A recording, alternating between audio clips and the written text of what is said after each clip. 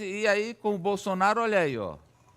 Lula chama Bolsonaro de incompetente e diz que vai mostrar que quem está na presidência não perde a eleição. Então, Raniele. Pois é, ontem quando chegou a Minas Gerais, o presidente foi entrevistado, né, pela Rádio Itatiaia, minha amiga Edilene Lopes, que fez essa entrevista, e ele foi questionado sobre uma disputa em 2026. Ele disse que tem 78 anos, que o nome dele não é prioridade, que tinha outros nomes, mas se fosse necessário para derrotar o fascismo e a extrema-direita, ele seria o candidato.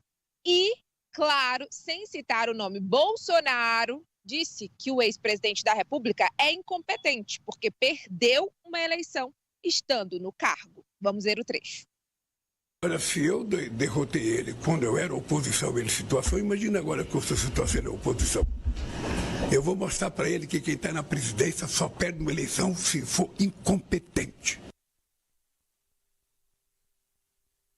Tá, então. Incompetente. Aliás, não foi por falta de esforço, né? Porque os cálculos, assim, 1 bilhão para cá, 1 bilhão para lá, mas no último ano ali, o governo Bolsonaro empenhou entre desonerações, programas, apoios, 320 bilhões de reais para reeleger o ex-presidente e mesmo assim não deu certo.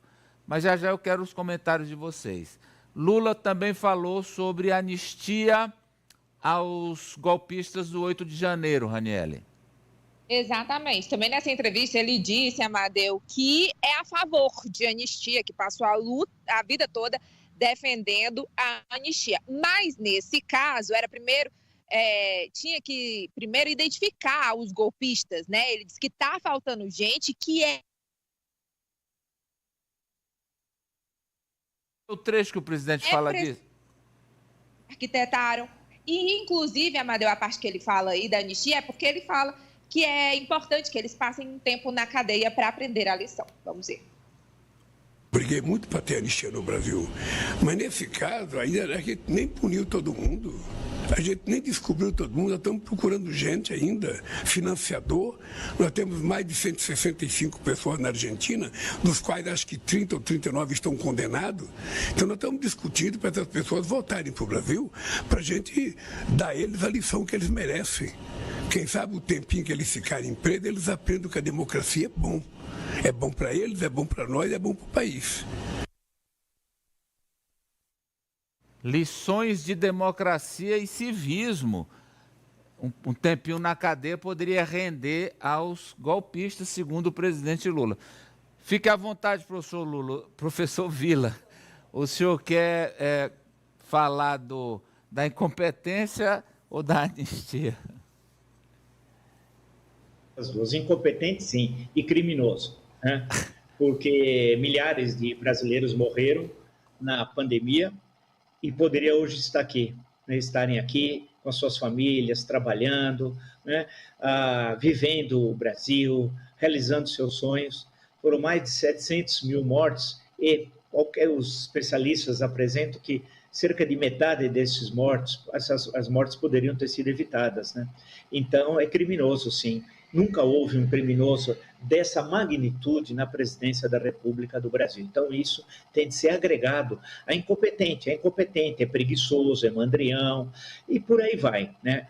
Agora, por outro lado, a afirmação sobre a anistia, é lembrar que no nosso caso do Brasil, na República, porque tivemos anistia no Império, mas na República, a anistia ela só se coloca em momentos assim de ruptura, né? Por exemplo, em 1945 veio a anistia, né? Foi muito importante, que libertou gente que estava nova, por exemplo, Luiz Carlos Prestes foi libertado, estava preso desde o início de 1936, 9 anos depois foi libertado da prisão, e dezenas de presos políticos, no momento da redemocratização.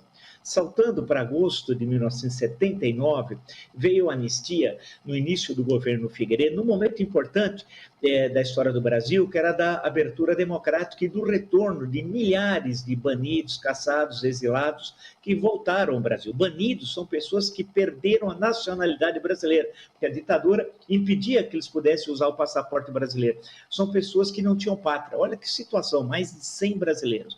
E os caçados, como Leonel Brizola, retorna ao Brasil, Luiz Carlos Prestes, Miguel Arraes, entre Gregório Bezerra, entre tantos e tantos e tantos outros.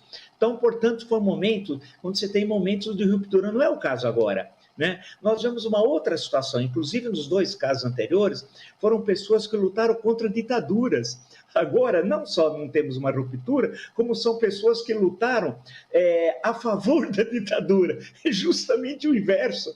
Portanto, se eu fosse o presidente, não tocava mais nesse assunto. Tanta coisa para falar. Quando a pessoa faz a pergunta, dá uma resposta de uma palavra, não é o momento, e discuta outra coisa, porque esse é um tema da extrema-direita, não de quem defende a democracia e a república.